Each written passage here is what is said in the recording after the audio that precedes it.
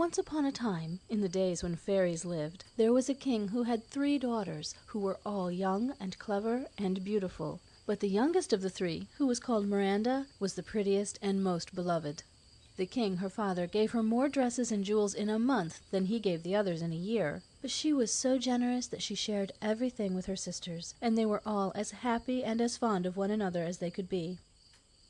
Now, the king had some quarrelsome neighbors, who, tired of leaving him in peace, began to make war upon him so fiercely that he feared he would be altogether beaten if he did not make an effort to defend himself.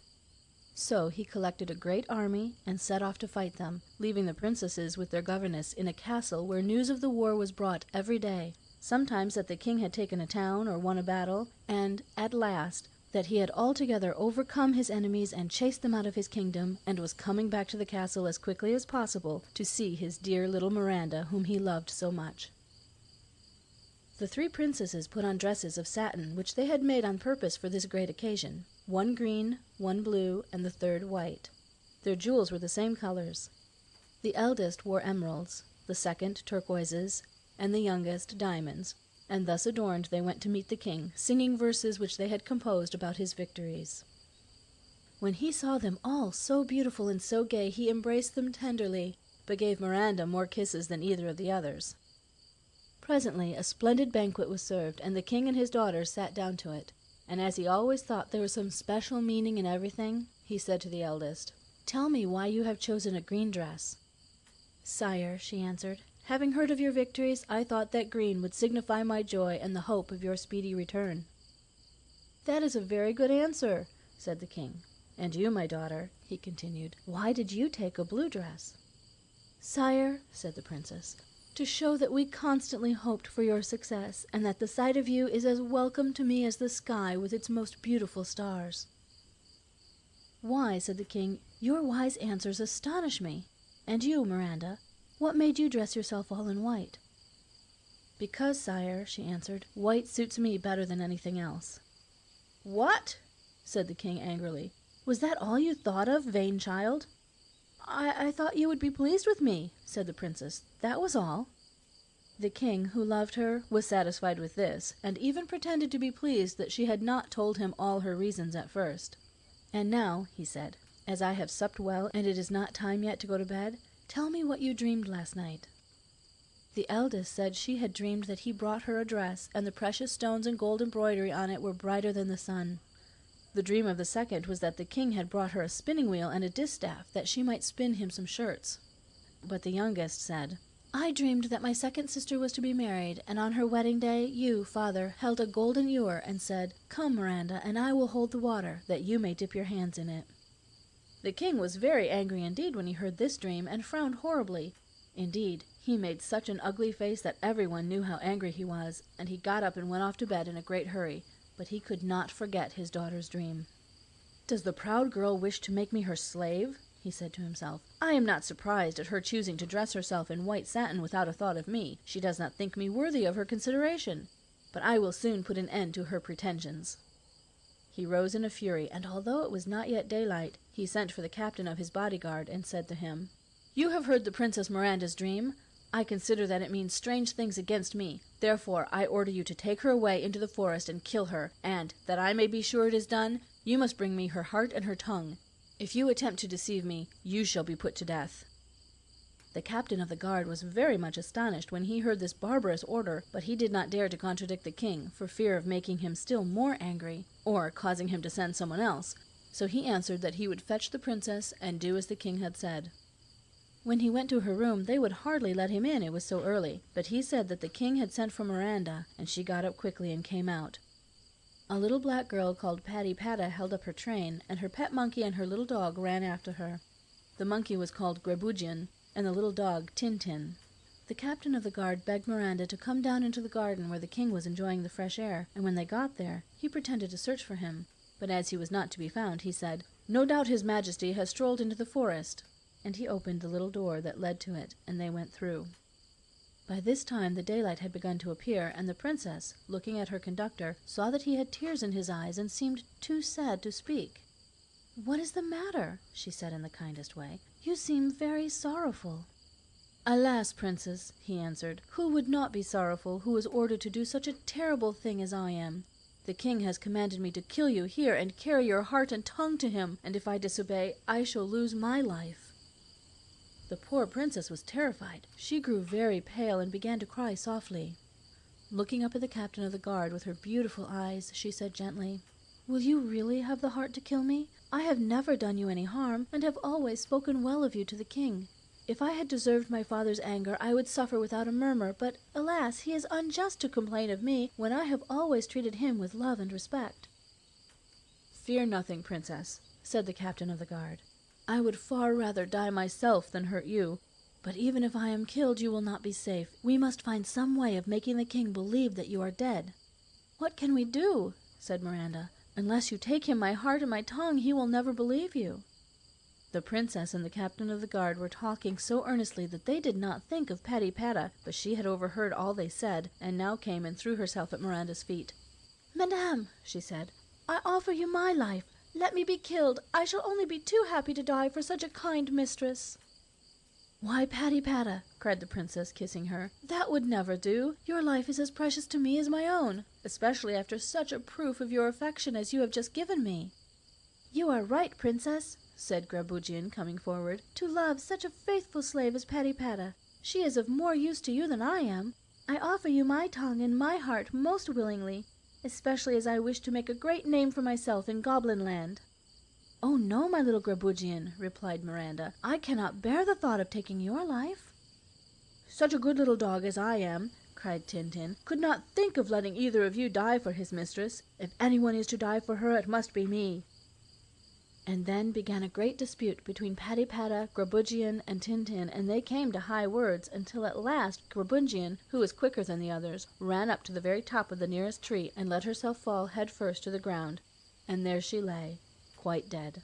The princess was very sorry, but as Grabugeon was really dead, she allowed the captain of the guard to take her tongue, but, alas, it was such a little one, not bigger than the princess's thumb, that they decided sorrowfully that it was of no use at all. The king would not have been taken in by it for a moment.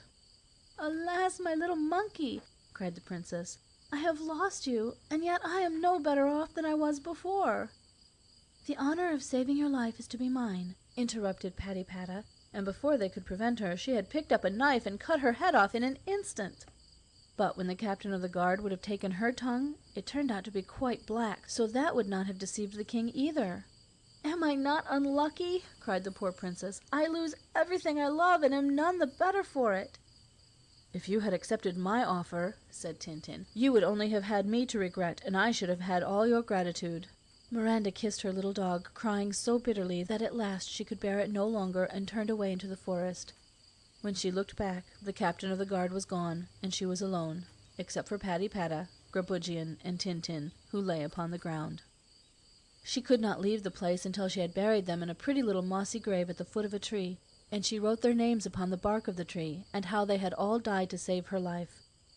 And then she began to think where she could go for safety, for this forest was so close to her father's castle that she might be seen and recognized by the first passer-by, and, besides that, it was full of lions and wolves, who would have snapped up a princess just as soon as a stray chicken. So she began to walk as fast as she could, but the forest was so large and the sun was so hot that she nearly died of heat and terror and fatigue. Look which way she would, there seemed to be no end to the forest, and she was so frightened that she fancied every minute that she heard the king running after her to kill her. You may imagine how miserable she was, and how she cried as she went on, not knowing which path to follow, and with the thorny bushes scratching her dreadfully and tearing her pretty frock to pieces. At last she heard the bleating of a sheep, and said to herself, "No doubt there are shepherds here with their flocks. They will show me the way to some village where I can live disguised as a peasant girl.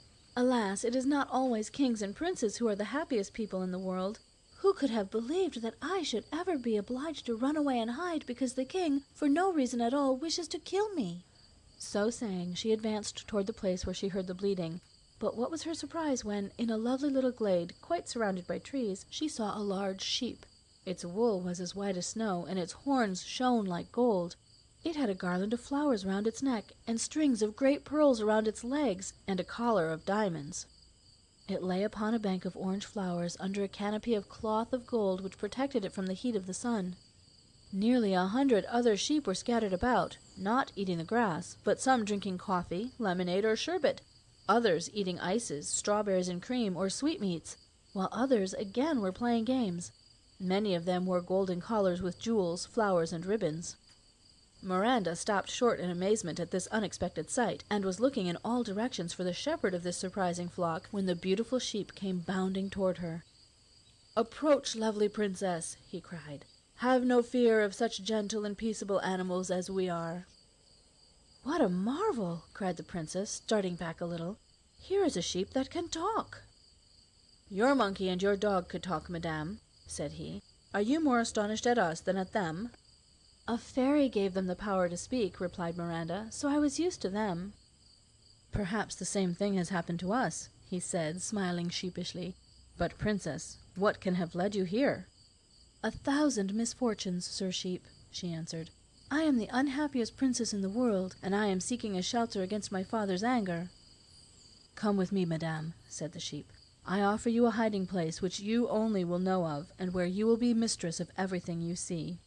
"I really cannot follow you," said Miranda, "for I am too tired to walk another step."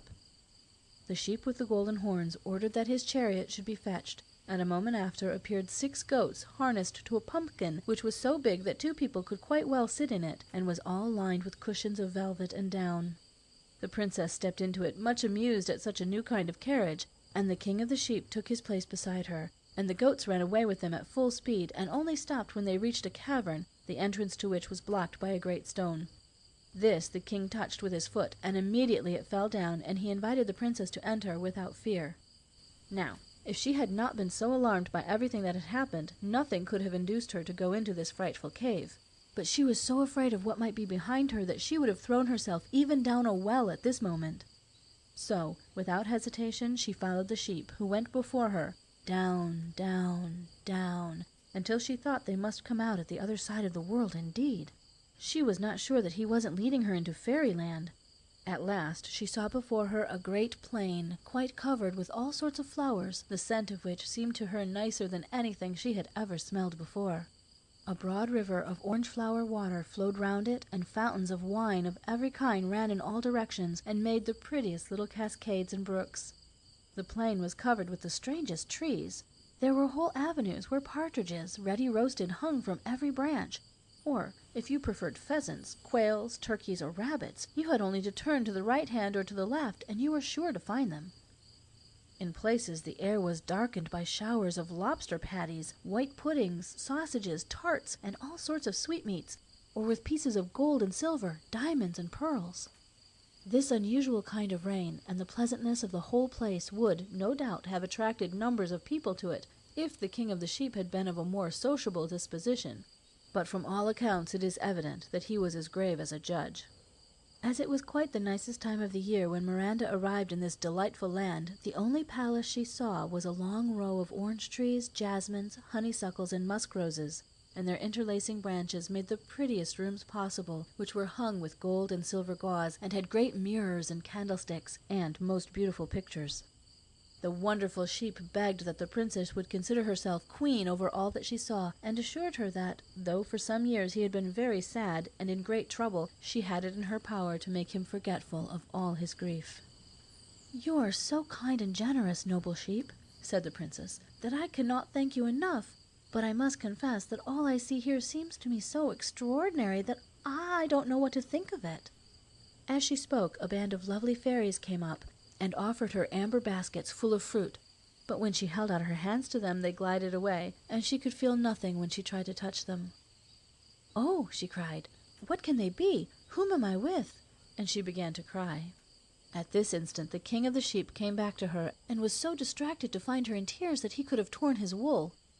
"What is the matter, lovely princess?" he cried. "Has anyone failed to treat you with due respect?" "Oh, no," said Miranda. "Only I am not used to living with sprites and with sheep that talk, and everything here frightens me.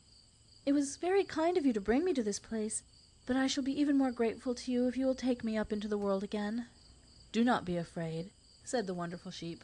"I entreat you to have patience and listen to the story of my misfortunes. I was once a king, and my kingdom was the most splendid in the world.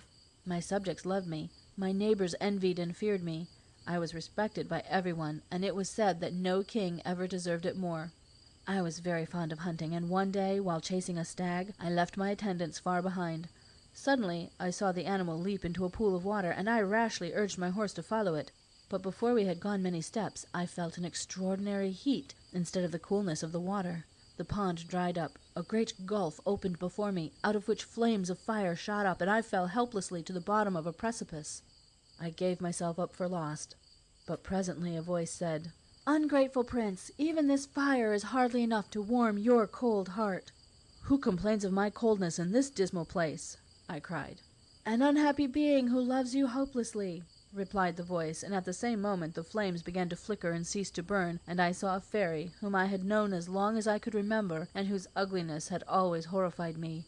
She was leaning upon the arm of a most beautiful young girl who wore chains of gold on her wrists and was evidently her slave. "Why, Ragot," I said, for that was the fairy's name, "what is the meaning of all this?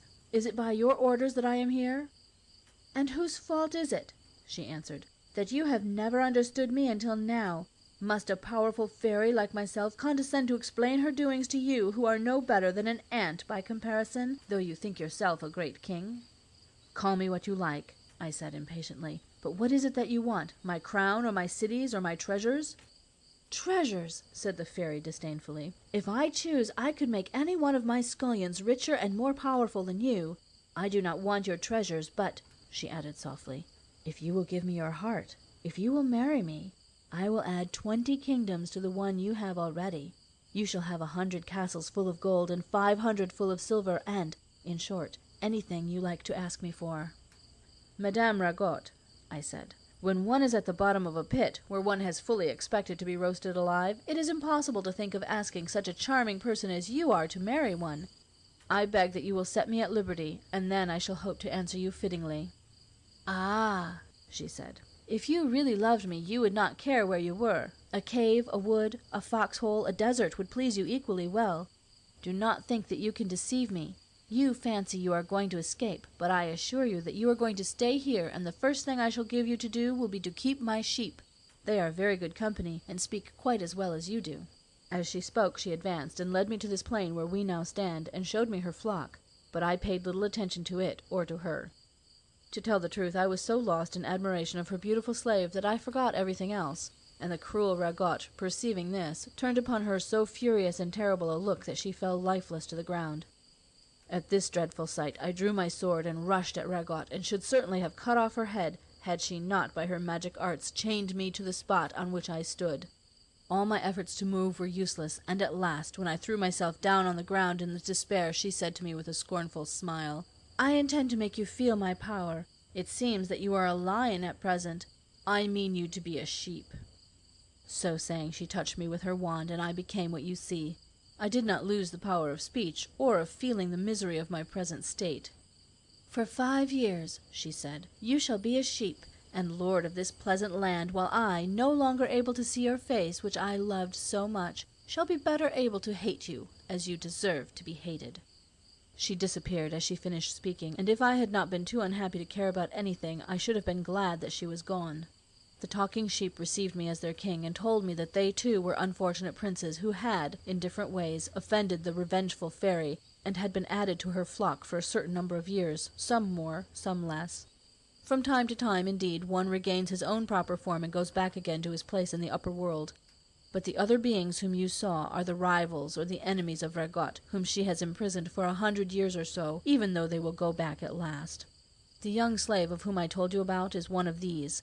I have seen her often, and it has been a great pleasure to me. She never speaks to me, and if I were nearer to her, I know I should find her only a shadow, which would be very annoying. However, I noticed that one of my companions in misfortune was also very attentive to this little sprite, and I found out that he had been her lover, whom the cruel Ragot had taken away from her long before. Since then I have cared for and thought of nothing but how I might regain my freedom.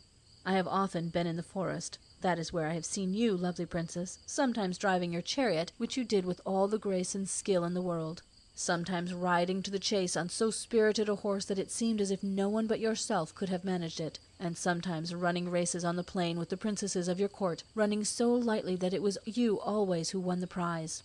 "Oh, princess, I have loved you so long, and yet how dare I tell you of my love? What hope can there be for an unhappy sheep like myself?"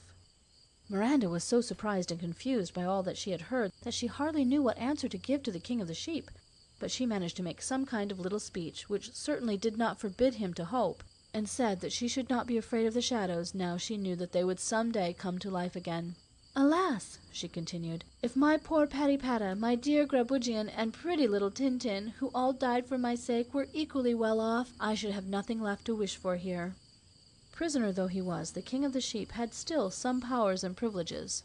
"Go," said he to his master of the horse, "go and seek the shadows of the little black girl, the monkey, and the dog. They will amuse our princess." And an instant afterward Miranda saw them coming toward her, and their presence gave her the greatest pleasure, though they did not come near enough for her to touch them. The king of the sheep was so kind and amusing, and loved Miranda so dearly, that at last she began to love him too. Such a handsome sheep, who was so polite and considerate, could hardly fail to please, especially if one knew that he was really a king, and that his strange imprisonment would soon come to an end. So the princess's days passed very gaily, while she waited for the happy time to come. The king of the sheep, with the help of all the flock, got up balls, concerts, and hunting parties, and even the shadows joined in all the fun, and came, making believe to be their own real selves.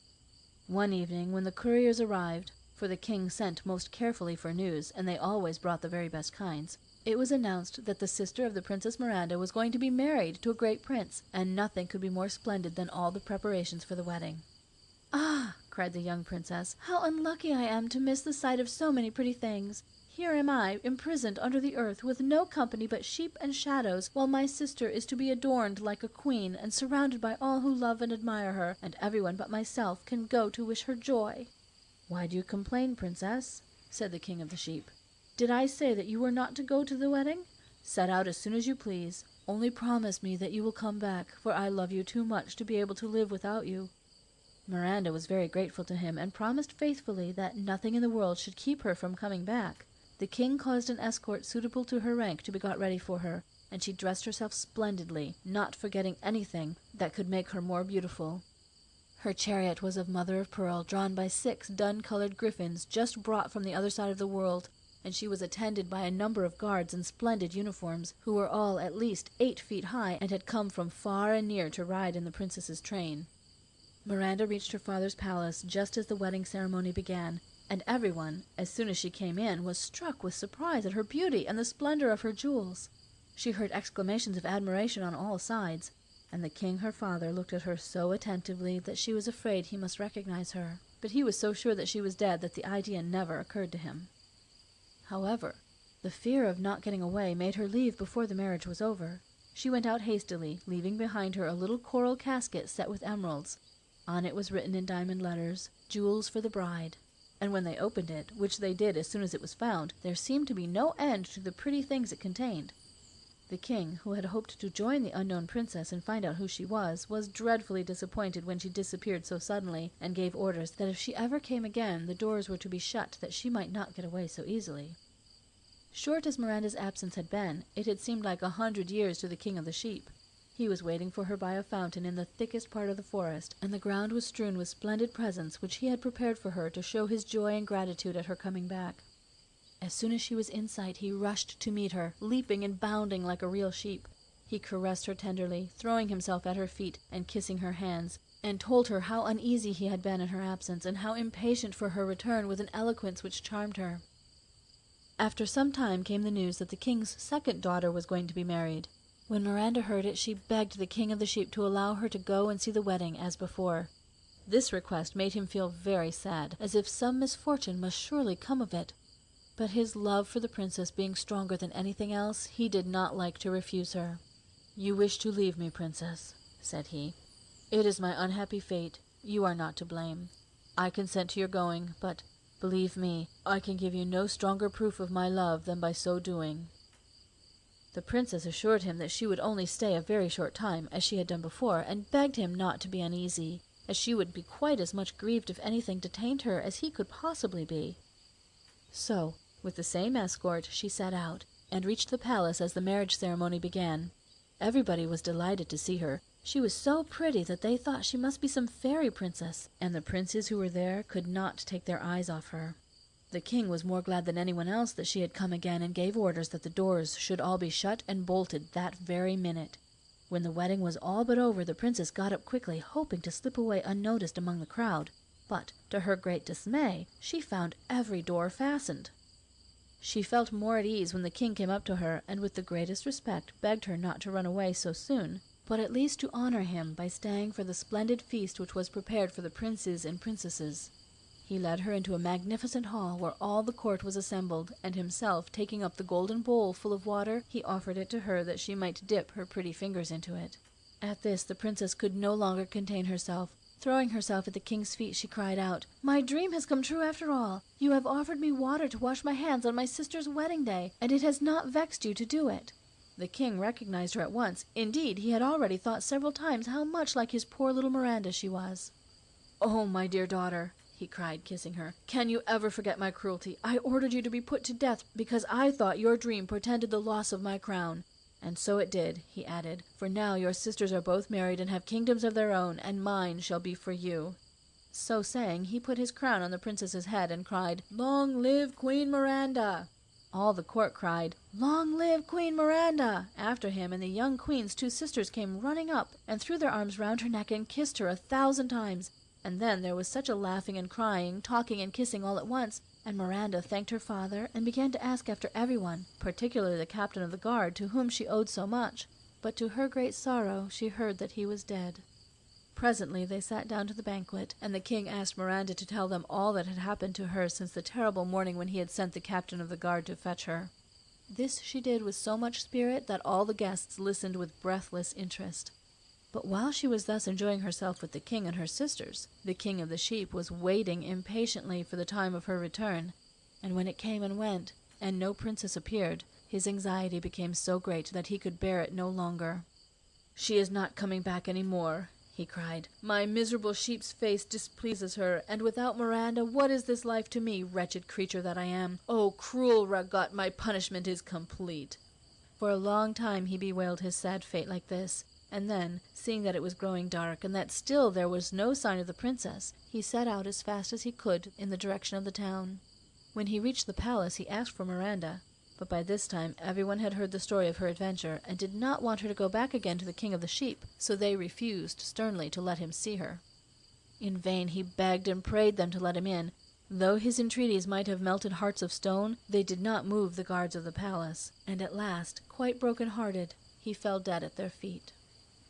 In the meantime, the king, who had not the least idea of the sad thing that was happening outside the gate of his palace, proposed to Miranda that she should be driven in her chariot all round the town, which was to be illuminated with thousands and thousands of torches, placed in windows and balconies, and in all the grand squares. But what a sight met her eyes at the very entrance of the palace! There lay her dear, kind sheep, silent and motionless upon the pavement. She threw herself out of the chariot and ran to him, crying bitterly, for she realized that her broken promise had cost him his life, and for a long, long time she was so unhappy that they thought she would have died too. So you see that even a princess is not always happy, especially if she forgets to keep her word, and the greatest misfortunes often happen to people just as they think they have obtained their heart's desires.